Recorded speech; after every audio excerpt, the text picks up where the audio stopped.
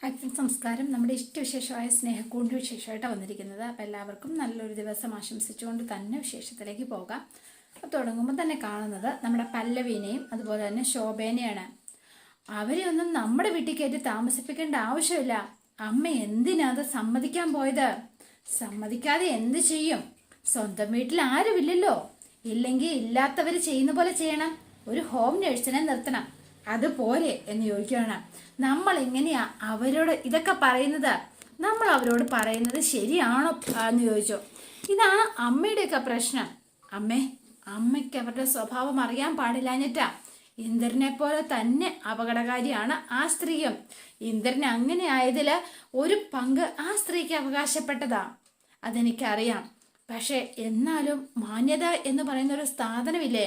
വിശ്വന്റെ ഭാര്യ എന്ന് പറയുന്നത് പാറുവാണ്. സ്വന്തം ഭർത്താവിന്റെ അമ്മയ്ക്ക് ഇങ്ങനൊരു അവസ്ഥ വരുമ്പോ അത് നോക്കാനുള്ള ഒരവസ്ഥ, ആ ഒരു ബാധ്യത ഇല്ലേ പാറുവിനുണ്ട്. പക്ഷെ അത് തീരുമാനിക്കേണ്ടത് പാറുവും വിശ്വനും കൂടിയാണ്. അല്ലാതെ ഏത് സാഹചര്യത്തിലാണ് ആ വീട്ടിൽ നിന്ന് അവരിറങ്ങിപ്പോകുന്നതെന്ന് അമ്മയ്ക്കറിയില്ലല്ലോ. അതൊന്നും ഞാൻ അമ്മയോട് പറഞ്ഞിട്ടില്ല. അത് കേട്ടാ വിഷമിച്ചാലോ എന്ന് കരുതിയാ ഞാൻ പറയാത്തത്. അവിടെ ഇന്ദ്രനും അമ്മയും ഒഴിവാക്കാൻ വേണ്ടിയിട്ടാ ഞാൻ നോക്കുന്നത്. അതിന്റെ ഭാഗമായിട്ടാ പാറുവിനെ ആ വീട്ടിൽ നിന്ന് ചാടിച്ചിങ്ങോട്ട് എത്തിച്ചത്. ഒരുവിധം ആ ശ്രമം വിജയിച്ചതാ. അപ്പൊ അതാ വരുന്നു എല്ലാം കൂടി ഇങ്ങോട്ട്. എന്ത് ചെയ്യുന്നു പറ? എന്തായാലും വന്നില്ലേ, കുറച്ചു ദിവസം താമസിച്ചിട്ട് അവര് പൊയ്ക്കോട്ടെ. കുറച്ചു ദിവസോ അവരോ? എന്റെ പൊന്നമ്മേ, അമ്മ എന്തീ പറയുന്നത്? രാജബെമ്പാലേനെയാ ഇപ്പൊ വീട്ടിൽ കയറ്റി താമസിപ്പിച്ചത്. അതിന്റെ കുഴപ്പം എന്താണേലും അനുഭവിക്കേണ്ടി വരും. ഓ, എന്താണേലും നീ പറഞ്ഞു പേടിപ്പിക്കല്ലേ. പേടിപ്പിച്ചതൊന്നും അല്ല, ഞാൻ ആശങ്ക പറഞ്ഞതാ. അമ്മ നോക്കിക്കോ, അവരത്ര പെട്ടെന്നൊന്നും ഇറങ്ങി പോവാൻ തോന്നില്ല. അവര് നമ്മുടെ വീടിന്റെ സമാധാനം തകർക്കും. വലിയ വഴക്കുകൾ ഉണ്ടാവും. അപ്പൊ ഇനി എന്തു ചെയ്യും? അനുഭവിക്ക, മറ്റൊന്നും നമുക്ക് ചെയ്യാനില്ല മോളെ. ആ പിന്നല്ലാതെ എന്ന് പറഞ്ഞ പല്ലവി അങ്ങോട്ടേക്ക് പോയി. അപ്പൊ ശോഭയ്ക്ക് ആകെ ടെൻഷനായിട്ടോ, എന്താ ചെയ്യാന്നോർത്ത്. പിന്നെ കാണുന്നത് ഋതുവിനെയാണ്. ഋതു ആകെ വലിയ ഡിപ്രഷനിലേക്ക് പോവാണ്. ഒന്നും ആരോടും മിണ്ടണില്ല. ആളിങ്ങനെ മൂഡ് ഓഫ് ആയിട്ടിരിക്കുന്നു. അപ്പൊ പൂർണിമാമ അതിലെ ഇങ്ങോട്ടേക്ക് വന്നപ്പോ ഋതു ആ സ്റ്റെയറിൽ ഇങ്ങനെ ഇരിപ്പുണ്ട്. ആളോ അവനെ നോക്കുന്നു പോലും ഇല്ല കേട്ടോ. ഭയങ്കര ഇതിലിങ്ങനെ എന്താ, ഈ ലോകത്തൊന്നും അല്ല ആള്. ആ ഇരിപ്പ് കണ്ടാലേ അറിയാം. അപ്പൊ വേഗം പൂർണിമാമ അവിടെ വന്നിട്ട് ഋതു എന്ന് വിളിച്ചു. ആള് കേട്ടതേ ഇല്ല. നീ എന്താ ഇപ്പോഴും എങ്ങനെ വീടിനകത്ത് ഒറ്റയ്ക്ക് തന്നെ ഇരിക്കുന്നത്? ഇടയ്ക്ക് പുറത്തേക്കൊക്കെ ഒന്ന് ഇറങ്ങിക്കൂടെ നിനക്ക്? എനിക്ക് ഒറ്റയ്ക്കിരുന്നാ മതി എന്ന് പറഞ്ഞു. ഞാൻ ഒറ്റയ്ക്കിരിക്കുന്നത് കൊണ്ട് എന്താ കുഴപ്പം? മോളെ, നമുക്കൊരു ഡോക്ടറെ കാണാം. കണ്ടാ നിന്റെ ഈ അവസ്ഥയ്ക്കൊക്കെ മാറ്റം വരും. അതുകൊണ്ടാണ് ഞാനീ പറയണത്. ഈ അവസ്ഥ മാറണ്ട എന്നാണെങ്കിലോ എനിക്ക് നല്ല സമാധാനമുണ്ട്, സന്തോഷമുണ്ട്. ആരെയും കാണണ്ട, ഒന്നും സംസാരിക്കണ്ട. പിന്നെ എൻ്റെ മാത്രം ലോകം, അതാണ് എനിക്കിഷ്ടം. അത് നല്ലതല്ലേ അമ്മേ? പിന്നെ ആർക്കും പരിഭവങ്ങളില്ല, പരാതിയില്ല, പിന്നെ വഴക്കുമില്ല. അതൊക്കെ നല്ല കാര്യങ്ങൾ തന്നെയല്ലേ? അപ്പൊ പൂർണിമ കരയാണോ? എൻ്റെ അവസ്ഥ ഓർത്തിട്ടാണോ കരച്ചില്? എങ്കിൽ രണ്ട് സത്യങ്ങൾ അമ്മ മനസ്സിലാക്കണം. ഒന്ന്, എന്താന്ന് വെച്ചാൽ എനിക്ക് ഒരു പ്രശ്നവും ഇല്ല. രണ്ട്, എനിക്കുള്ള പ്രശ്നങ്ങൾ നിങ്ങൾ കരയുന്നത് കൊണ്ട് എന്റെ അവസ്ഥയ്ക്ക് മാറ്റം വരുത്താൻ ഞാൻ തൽക്കാലം ഉദ്ദേശിക്കുന്നതുമില്ല എന്നൂടെ പറഞ്ഞു. എന്നെ എന്റെ വഴിക്ക് വിട്ടേരെ എന്ന് പറഞ്ഞുകൊണ്ട് ഋതു അങ്ങ് എഴുന്നേറ്റ് പോയി. അപ്പൊ അവിടെ നിന്ന് കരഞ്ഞുകൊണ്ട് നിന്ന സമയത്താണ് സേതുവും പല്ലവിയും അതുപോലെ തന്നെ നമ്മുടെ സ്വാതിയും കൂടി വരുന്നത് കേട്ടോ. അപ്പം ഋതുവിന്റെ അവസ്ഥയൊക്കെ ഇങ്ങനെ പറയാണ്. നമുക്ക് ഡോക്ടറെ ഇങ്ങോട്ടേക്ക് വരുത്തിയാലോ? വേണ്ട, ഋതു സഹകരിച്ചില്ലെങ്കിൽ എന്ത് ചെയ്യും എന്ന് ചോദിച്ചു പല്ലവി. അത് അവളുടെ അവസ്ഥ എനിക്ക് കണ്ടിരിക്കാൻ പറ്റണില്ല. അതുകൊണ്ടാ. എനിക്കിത് എങ്ങനെയാ സഹിക്കാൻ പറ്റുക? വല്ലാത്ത സങ്കടത്തിലാ. സങ്കടമൊക്കെ ഞങ്ങൾക്ക് മനസ്സിലാവുന്നുണ്ട്. പക്ഷെ എന്ത് ചെയ്യാനാ? അതിനൊരു നിർവാഹമില്ലല്ലോ. ഫലമായി എന്തെങ്കിലും ചെയ്താൽ ചിലപ്പോൾ ഗുണത്തെക്കാൾ അധികം ദോഷം ചെയ്തു എന്നിരിക്കാം. നമുക്ക് അവളെ ഒന്ന് വിവാഹം കഴിപ്പിച്ചയച്ചാലോ എന്നായിരുന്നു അടുത്തത് പൂർണിമാമയുടെ ഋതു ചേച്ചി സമ്മതിക്കുവോ? സമ്മതിച്ചാൽ നമുക്ക് ഉടനെ തന്നെ നടത്താം. നല്ലൊരു പയ്യനെ ഞാൻ തന്നെ കണ്ടുപിടിച്ചോണ്ട് വരാം എന്ന് സേതു പറയാണ്. അപ്പം ഇവരിങ്ങനെ തൽക്കാലം അത് വേണ്ട എന്ന് പല്ലവി പറഞ്ഞു. ഇപ്പോഴത്തെ അവസ്ഥയില് ഇപ്പൊ അവക്ക് വേണ്ടത് ചികിത്സയാണ്, അല്ലാതെ ഒരിക്കലും ഒരു കല്യാണമല്ല. അതെന്താന്ന് വെച്ചിട്ടുണ്ടെങ്കിൽ മറ്റൊന്നും കൊണ്ടല്ല. ഇനി അഥവാ കല്യാണം കഴിക്കാൻ പ്രേരിപ്പിച്ചാലും അവള് സമ്മതിക്കില്ല. സമ്മതിച്ചാൽ തന്നെ അത് ആ ജീവിതം നന്നായി പോകണം എന്നൊന്നും ഒരിക്കലും നിർബന്ധമില്ല. അതുകൊണ്ട് ഇപ്പൊ തൽക്കാലം നമുക്ക് മറ്റെന്തെങ്കിലും വഴികൾ ആലോചിക്കുന്നതായിരിക്കും നല്ലത്. ഒരു സൈക്യാട്രിസ്റ്റിന്റെ സേവനം, അല്ലെങ്കിൽ ഒരു സ്വയം തിരിച്ചു വരുന്നവരെയുള്ള കാത്തിരിപ്പ്, അത്രയും നമ്മൾ ചെയ്തേ പറ്റൂ. മനസ്സിന്റെ കളിയാണ്. അതുകൊണ്ട് ബലപ്രയോഗം എന്താണേലും വേണ്ട എന്ന് പറഞ്ഞു. ചേച്ചി പറഞ്ഞതാ ശരിയെന്ന് സ്വാധീനം പറയാ. സൈക്കാട്രിസ്റ്റിനെ കാണുന്നത് വരെ കാത്തിരിക്കാൻ ഒന്നുകൂടി സംസാരിച്ച് നോക്കിയാലോ ഋതുവിനോട്? ഞാൻ ഒരിക്കൽ അവളോട് പറഞ്ഞതാ, പക്ഷെ അവള് സമ്മതിച്ചില്ല. അവരുടെയും ആഗ്രഹം അതാണെങ്കിൽ ഒരിക്കൽ കൂടി ഞാൻ ഋതുവിനോട് സംസാരിക്കാം എന്ന് പറഞ്ഞ് പല്ലവി നേരെ ഋതുവിന്റെ റൂമിലേക്ക് ചെല്ലുകയാണ്. ആള് ഈ ലോകത്തൊന്നും അല്ല. അപ്പൊ പല്ലവി അടുത്ത് ചെന്നിരുന്നു. ഋതു എന്ന് വിളിച്ചു. നിന്റെ അവസ്ഥ കണ്ട് അമ്മയ്ക്കൊക്കെ നല്ല വിഷമമുണ്ട്. എന്തിന്? ഞാൻ നന്നായില്ലേ, ആരുമായിട്ട് വഴക്കിന് പോണില്ല, പണം തോന്നിയ പോലെ ഞാൻ കൈകാര്യം ചെയ്യുന്നില്ല, എനിക്കിപ്പോ സ്വസ്ഥതയും സമാധാനവും ഉണ്ട്. പല്ലവി ഉണ്ടോ എന്ന് ചോദിച്ചു. ഉണ്ട്. അതോ ഉണ്ടെന്ന് നീ അഭിനയിക്കാണോ എന്ന് ചോദിച്ചു. അപ്പൊ പല്ലവിയുടെ ചോദ്യത്തിന് മുന്നിൽ അല്ല എന്ന് പറഞ്ഞു. നിന്നോട് ചോദിച്ചു കേട്ടോ, ജീവിതത്തിൽ നിന്ന് ഒളിച്ചോടിക്കൊണ്ടിരിക്കുകയാണ് നീ.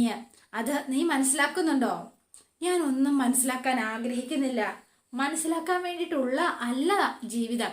അതൊരിക്കലും മനസ്സിലാക്കാനല്ല, അനുഭവിച്ച് തീർക്കാൻ വേണ്ടിയിട്ടുള്ളതാ. For experienced for life. അതാ വേണ്ടത്. ഇതൊരു ഡിപ്രഷൻ ആണെന്ന് ഞാൻ പറയും.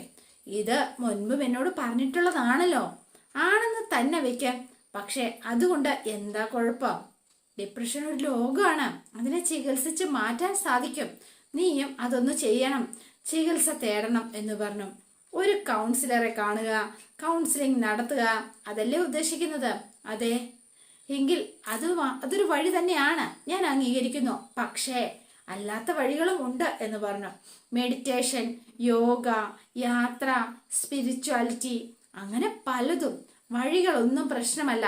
നീ എത്രയും വേഗം പഴയ അവസ്ഥയിലേക്ക് തിരിച്ചു വരണം. അതാണ് ഈ വീട്ടിലെ എല്ലാവരുടെയും ആഗ്രഹം. അപ്പൊ കുറച്ചു നേരം നിന്നിട്ട് പല്ലവി പണ്ട് എനിക്ക് ശത്രുവായിരുന്നു. പല്ലവിയെയും സേതുവിനെയും വീട്ടിൽ നിന്ന് പുറത്താക്കാൻ ഒരുപാട് ആഗ്രഹിച്ചിട്ടുണ്ട്. അത് മാത്രമല്ല, ചീപ്പായ പല വഴികളും ഞാൻ തേടിയിട്ടുണ്ട്. അതൊരു സത്യം തന്നെയാണ്. ഇപ്പൊ ഇത്തരം പകയും ദേഷ്യവും ഒന്നും എനിക്ക് അങ്ങനെ ഒന്നുമില്ല.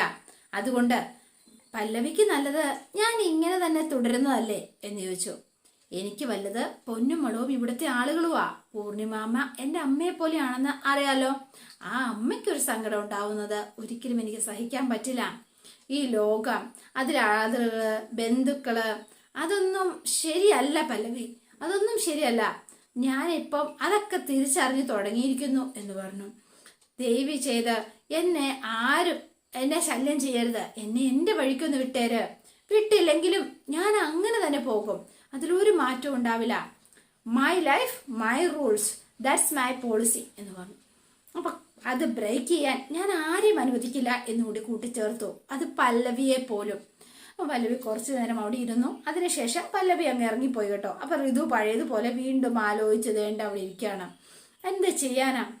അപ്പൊ പിന്നെ നമ്മൾ കാണുന്നത് ദേണ്ട എഴുത്തുപുരയിലാണ്. നമ്മുടെ രാജലക്ഷ്മി ഇവരായിട്ട് കഷ്ടപ്പെടുത്താണ് കേട്ടോ. രാജലക്ഷ്മി ഫുഡ് കഴിക്കാനിരുന്നു, എന്നിട്ട് വാരി വലിച്ചിങ്ങനെ കഴിച്ചുകൊണ്ടേയിരിക്കുകയാണ്. ഇത് കണ്ട് ഇവരുടെ കണ്ണൊക്കെ തള്ളി.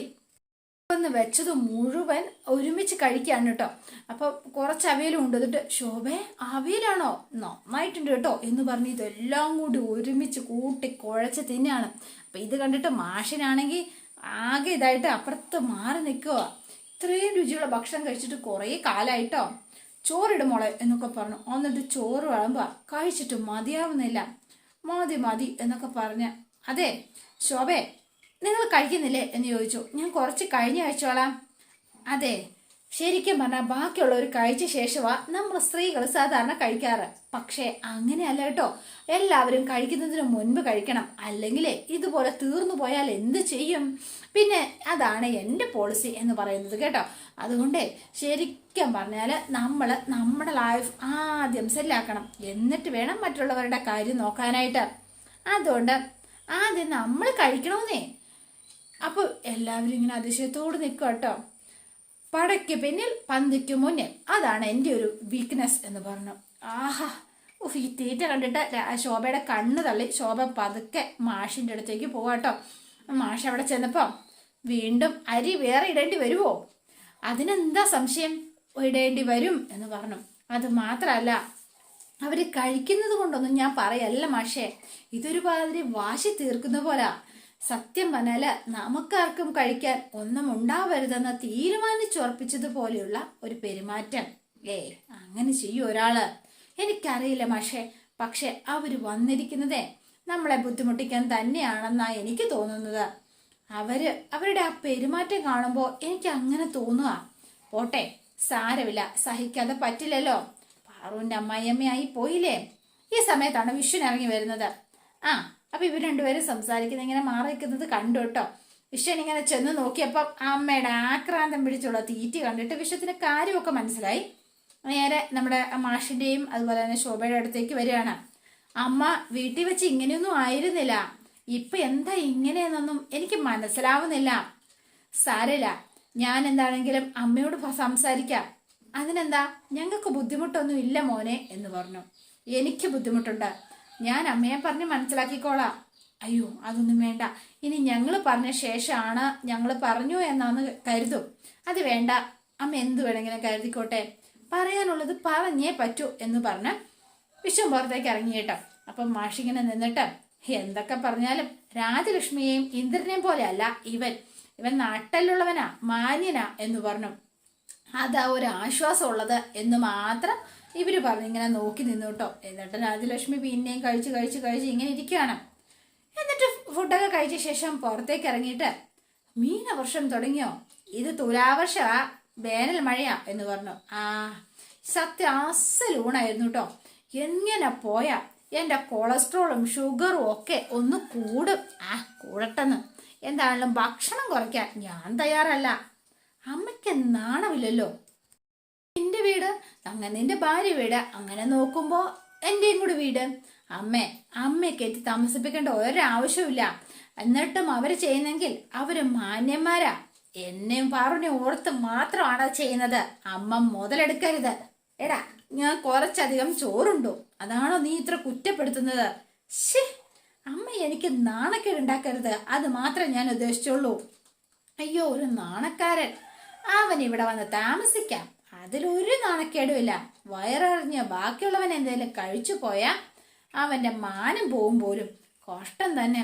നമുക്ക് ഞാൻ പറയുന്നത് മനസ്സിലാവുന്നില്ല, അതാ പ്രശ്നം. ഇല്ലടാ, നീ പറയുന്നത് എനിക്കൊന്നും മനസ്സിലാവുന്നേ ഇല്ല. എന്ത് കഷ്ടവാ. നീ ഇപ്പോ അവളുടെ ഭർത്താവായിട്ടല്ലേ സംസാരിക്കുന്നത്, അതുകൊണ്ടല്ലേ നിനക്കിപ്പോ വലുത്. അവരും അവരുടെ വീട്ടുകാരും അല്ലേ. അമ്മയുടെ വെറും തോന്നലാതൊക്കെ. ഞാൻ എല്ലാവരോടും ഒരുപോലെ തന്നെയാ. അത് പണ്ടും അതെ, ഇപ്പോഴും അതെ. ഞാനിപ്പോ എന്താ ചെയ്യേണ്ടത്? ഇവിടുന്ന് പോണോ എന്ന് ചോദിച്ചു. അതെ, അങ്ങനെ വല്ല ആഗ്രഹവും തോന്നുന്നുണ്ട് എങ്കിൽ അത് നാലായി മടക്കി പെട്ടിക്കകത്ത് വെച്ച് നീ അങ്ങ് പൂട്ടിക്കോ. അത് നടക്കില്ല. ഇനി ഞാൻ ഇവിടെ തന്നെ കഴിയും. അതെന്റെ അവകാശമായിട്ടാ ഞാൻ കരുതുന്നത്. പിന്നെ അത് മാത്രമല്ല, അല്ലെങ്കിൽ നീയും അവളും എൻ്റെ കൂടെ വന്ന് അവിടെ താമസിക്കുക. അല്ലാതെ ഞാൻ ഇവിടെ നിന്ന് ഇറങ്ങുന്ന പ്രശ്നമില്ല എന്ന് തീരുമാനിച്ചു കേട്ടോ. അമ്മ ഇവിടെ താമസിക്കണ്ടെന്ന് ഞങ്ങൾ പറഞ്ഞില്ല, പക്ഷെ താമസിക്കുമ്പോ അതിൻ്റെതായ മാന്യതകൾ താമസിക്കണം. അതേ ഞാൻ ഉദ്ദേശിച്ചുള്ളൂ. ആരുടെ മുൻപിൽ തല കുനിച്ച് നിൽക്കാൻ എനിക്ക് ആഗ്രഹമില്ല. അമ്മ അതിനുള്ള അവസരം ഉണ്ടാക്കാതിരുന്നാൽ മാത്രം മതി. ഓ ശരി എന്ന് പറഞ്ഞു. അപ്പൊ ഒരു തോഴിയൊക്കെ വെച്ച് കൊടുത്തിട്ട് വിഷനകത്തേക്ക് കയറി പോവാട്ടോ. പിന്നെ കാണുന്നത് പ്രതാപനെയാണ്. അപ്പൊ പ്രതാപനെയും ഇന്ദ്രനെയും. എന്താ അത്യാവശ്യമായിട്ട് കാണണമെന്ന് പറഞ്ഞത്? എനിക്കൊരു പാ വാങ്ങിക്കൊണ്ട് വരുമോ? പായൊക്കെ ഞാൻ വാങ്ങാനോ എന്ന് ചോദിച്ചു. അത് ഇന്ദ്രന് വാങ്ങിച്ചോടെ? അതെ, എൻ്റെ ഒരു സ്റ്റാൻഡേർഡൊക്കെ വെച്ച് താനാ ഓക്കെയാ, താൻ ഒന്ന് ചെന്ന് വാങ്ങിക്കൊണ്ട് പാടോ എന്ന് പറഞ്ഞു. എന്തിനാ ഇപ്പൊ പായ? ടൂർ വല്ലതും പ്ലാൻ ചെയ്യുന്നുണ്ടോ? ഉണ്ട്, സുഖവാസത്തിന് പോവാടോ. എന്നാ പിന്നെ എനിക്ക് നാട്ടിൽ നിന്ന് ബോറടിച്ചു തുടങ്ങി. എന്നെയും കൂടെ കൂട്ടിയിരുന്നെങ്കിൽ ഞാനോടി വരായിരുന്നു. നമുക്ക് 2 പാ മേടിച്ചാ പോരെ? ഓ എടോ, അങ്ങനെ ആഘോഷമായിട്ട് പോകുന്ന യാത്രയൊന്നും അല്ല പ്രതാപ. ഞാൻ ഒറ്റയ്ക്കാ യാത്ര പോണത്. അതെന്താ, ഹിമാലയത്തിലേക്ക് വല്ലതാണോ പോണത്? സുഖവാസത്തിന് പോവാനാണോ ഞാൻ പോകുന്നത്? സുഖം തേടി ആരെങ്കിലും ഹിമാലയത്തിൽ പോവാറുണ്ടോ? ആത്മീയതയും ഒരു സുഖമുള്ള ഏർപ്പാട് തന്നെയാണ്. അതുകൊണ്ടാണ് ഒന്ന് ശരീരത്തിന് സുഖം കിട്ടും, മറ്റേത് ആത്മാവിന്റെ സുഖവും കിട്ടും. ഏതാ നല്ലത്? ആദ്യം പറഞ്ഞതോ രണ്ടാമത് പറഞ്ഞതോ? സംശയം എന്താ? രണ്ടാമത് പറഞ്ഞത് തന്നെ. മറ്റത് പക്ഷേ അത് നേടുക എന്നുള്ളത് അതത്ര എളുപ്പമുള്ള കാര്യമൊന്നും അല്ലടോ. അതിന് ഒരു ഗുരുവിന്റെ സഹായം വേണം. എങ്കിൽ എനിക്ക് ഞാൻ തന്നെ ഗുരു, ശിഷ്യനും ഞാൻ, ഗുരുവും ഞാൻ. ആ കൊള്ളാം എന്ന് പറഞ്ഞു. ശരി, എല്ലാം സ്വാമിയുടെ ഇഷ്ടം. സ്വാമിയോ? ഏത് സ്വാമി? അങ്ങ് തന്നെ. എടോ വിവരദോഷി, ഞാൻ സുഖവാസത്തിന് പോകുന്നത് എവിടേക്കാണെന്ന് തനിക്കറിയോ? എൻ്റെ ഡിവോഴ്സ് ചെയ്യാൻ കാത്തു നിൽക്കുന്ന എൻ്റെ ഭാര്യ പല്ലവിയുടെ വീട്ടിലേക്ക്. അതെന്താ? ഭാര്യ വീട്ടിൽ സുഖവാസത്തിന് പോകുമ്പോൾ ആരെങ്കിലും മറ്റൊരാളെ കൂടെ കൂട്ടിക്കൊണ്ടു പോകുന്നത് ശരിയാണോ? അവിടേക്കോ? ശരി, ഞാനില്ല എന്ന് പറഞ്ഞു. അല്ല, കോടതിയിൽ കേസ് നടക്കല്ലേ, അപ്പൊ പിന്നെ എങ്ങനെയാ അവിടെ പോയി താമസിക്കുന്നത്? ഈ സമയത്തല്ലേ അങ്ങോട്ട് പോകേണ്ടത്. യോജിച്ചു പോവാണെങ്കിൽ അങ്ങനെ അങ്ങ് പോട്ടിടോ. ഇനി അവരോട് വഴക്കിടാൻ എനിക്ക് താല്പര്യമില്ല. അതേതായാലും നല്ല ചിന്തയാ. വഴക്കുണ്ടാവാനിടയുള്ള വിഷയങ്ങളിൽ നിന്ന് നമ്മൾ ബോധപൂർവം അങ്ങ് മാറി നിൽക്കുക. അതിനെ കണ്ടില്ലേ, രാഷ്ട്രീയത്തിലൊക്കെ ഞാൻ ചെയ്യുന്നത് പോലെ തന്നെ എന്ന് പറഞ്ഞു. മാറും, എല്ലാം മാറും, മൊത്തത്തിൽ മാറും. അതിനുവേണ്ടി തന്നെയാ ഞാൻ പോകുന്നത്. എന്തായാലും ശരി, എന്നാ പിന്നെ ഞാൻ അങ്ങോട്ട്. ശരി ആട്ടെ. അവരങ്ങ് പോയി. പിന്നെ കാണുന്നത് രാജലക്ഷ്മി ചായയൊക്കെ കുടിച്ചുകൊണ്ടിരിക്കുന്ന സമയത്താണ് പല്ലവി അങ്ങോട്ടേക്ക് വരുന്നത്. അപ്പോഴാണ് രാജലക്ഷ്മിയുടെ ഇരിപ്പ് കണ്ടപ്പോൾ തന്നെ ചൊറിഞ്ഞു വരുന്നുണ്ട് കേട്ടോ. നമസ്കാരം മോളെ. പാണയെടുത്ത് ക്ഷീണിച്ച് വരുന്ന വരവല്ലേ, മുക്ക് വേണോ ചായ? പാറു, ദേ ചേച്ചി വന്നിരിക്കുന്നു എന്ന് വിളിച്ചു പറഞ്ഞു. എന്ത് കഷ്ടം നോക്കണേ. കടുപ്പത്തിലൊരു ചായ കൊടുക്ക് ചേച്ചിക്ക്. വന്നോന്ന് ഞാൻ അറിഞ്ഞിരുന്നു. അല്ല, ഇവിടെ സ്ഥിരതാമസമാക്കാനാണോ പരിപാടി? ആ വയ്യ മോളെ, പരസഹായം ഇല്ലാതെ ജീവിക്കാൻ പറ്റില്ല. അതുകൊണ്ടാ ഇങ്ങ് പോന്നത്. എന്നെ നോക്കാൻ കണ്ട എൻ്റെ ശരിക്കുള്ള മരുമകള് ഇവിടെയാണല്ലോ താമസം. അപ്പൊ പിന്നെ ഞാൻ ഇങ്ങോട്ടേക്ക് പോന്നു. ഇവിടെ കഴിയാനോ? അത് ഞാൻ സമ്മതിക്കില്ല, അതൊന്നും നടക്കില്ല എന്ന് പറഞ്ഞു. അയ്യോ, അതിനിപ്പോ പിരിയാൻ നിൽക്കുന്ന മരുമോളുടെ സമ്മതം ആർക്ക് വേണം എന്ന് ചോദിച്ചു. അപ്പൊ പല്ലവി മിണ്ടാതെ കുറച്ചേരം നിന്നു കേട്ടോ.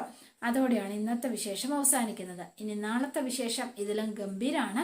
അപ്പം എല്ലാവരും വെയിറ്റ് ചെയ്യുക. ഇഷ്ടപ്പെട്ടുവെങ്കിൽ ലൈക്ക് ചെയ്യുക, ഷെയർ ചെയ്യുക. തൊട്ടടുത്ത് ആ ബെൽ ബട്ടൺ കൂടെ ഒന്ന് ഞെക്കുകയാണെങ്കിൽ ഞാൻ ഇടുമ്പോൾ തന്നെ നോട്ടിഫിക്കേഷൻ ലഭിക്കുന്നതായിരിക്കും. പുതുപുത്തൻ വിശേഷമായിട്ട് എത്താം. Bye and see U.